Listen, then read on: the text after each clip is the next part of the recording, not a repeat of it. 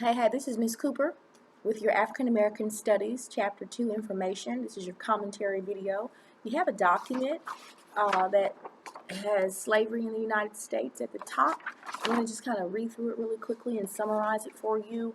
Make sure you take notes on it. Make sure you're writing your facts in class and follow all instructions.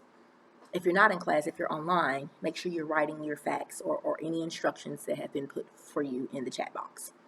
So it says in the West Indies is the area that is like the Pacific, okay? It's like Jamaica and Haiti. It's out there in the Pacific Ocean. The survivors were seasoned. They were taught the rudiments of English and drilled in the routines and discipline of plantation life. When they took these people, they went and trained them to say, this is how you're going to act. Black slaves played a major, though unwilling and generally unrewarded, role in laying the economic foundations of the United States, especially in the South. Blacks also played a leading role in the development of Southern speech, folklore, music, dancing, and food, blending the cultural traits of their African homelands with those of Europe. During the 17th and 18th centuries, African and African American slaves worked mainly on the tobacco, rice, and indigo plantations of the southern seaboard. Eventually, slavery became rooted in the South's huge cotton and sugar plantations. Cotton became king, but tobacco was first. Rice was there, and indigo. It's like it's like what you make the color purple out of, indigo. Although northern businessmen made great fortunes from the trade of enslaved peoples and from investments in southern plantations, slavery was never widespread in the North. But people still kind of just thought, that's how do you just own someone? It seemed weird. But not that there weren't still restrictions and discriminations in the North. There was still discrimination. There was still restrictions. I'm going to read about that. Crispus Attucks, a very important name. He was a former slave. He was killed in the Boston Massacre of 1770. He was the first martyr. Martyr is a person that loses their life for a cause, a martyr. The first martyr to the cause of American independence from Great Britain. During the American Revolution, some 5,000 black soldiers and sailors fought on the American side.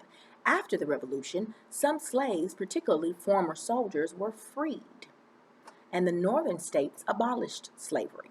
But with the ratification of the Constitution of the United States in 1788, slavery became more firmly entrenched than ever in the South. The ratification of the Constitution, after they became an independent nation, then they start saying, we want to hold on to slavery though. Yeah. I'm just thrown by that. But anyhow, with the ratification of the Constitution of the United States, in 1788, slavery became more firmly entrenched than ever. Here's what's important. The Constitution counted a slave as 3/5 of a person for purposes of taxation and representation in Congress, thus increasing the number of representatives from slave states. Prohibited Congress from abolishing the African trade of enslaved peoples before 1808 and provided for the return of fugitive slaves to their owners. The South was doing a lot of dirty stuff, trying to keep people down. In 1807, President Thomas Jefferson signed legislation that officially ended the African trade of enslaved peoples, beginning in January of 1808. However, this act did not presage the end of slavery. Rather, it spurred the growth of the domestic trade. Means, okay, we can't get them from over there, or we're going to get them from Mississippi. We're going to get them from Georgia. We're going to go find somewhere. We're going to catch them if they run away. We can't get them from Africa because that was prohibited in 1807. Okay, President Thomas Jefferson signed into legislation in 1807. You cannot go to Africa and get anybody else. Yes, but that didn't stop domestic trade. So they continued. Especially, it was a source of labor for the new cotton lands in the southern interior. Increasingly, the supply of slaves came to be supplemented by the practice of slave breeding, in which women slaves were assaulted as early as age 13 and forced to give birth as often as possible so they can have free laborers, little bitty kids that can get in there at 5 years old. Go put them in the tobacco field. Hurry up and get them five. You're going to work. Laws known as the slave codes regulated the slave system to promote absolute control by the master and complete submission by the slave. Under these laws, a slave was chattel, a piece of property, a source of labor that could be bought and sold like an animal. The slave was allowed no stable family life and little privacy. Slaves were prohibited by law from learning to read or write. The meek slave received tokens of favor from the master, and the rebellious slaves provoked brutal punishment. A social hierarchy among the plantation slaves also helped keep them divided. At the top of them were the house slaves. Next in rank were the skilled artisans, people who could, you know, blacksmiths and people who knew how to make horseshoes and make stuff, carpenters. If you had a skill, then you were more valuable. If you were lighter skinned, lighter complected, they tended to put you in the house and let you do the housework.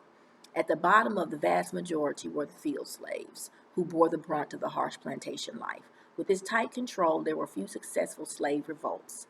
Slave plots were invariably betrayed. The revolt led by Cato in Stono, South Carolina in 1739 took the lives of 30 whites. A slave revolt in New York City in 1741 caused heavy property damage. Some slave revolts, such as those of Gabriel Prosser in Richmond, Virginia in 1800, and Denmark Vesey in Charleston, South Carolina in 1822, were elaborately planned. The slave revolt that was perhaps most frightening to the slave owners was the one led by Nat Turner in Southampton, Virginia in 1831. Before Turner and his co-conspirators were captured, they had killed about 60 white people.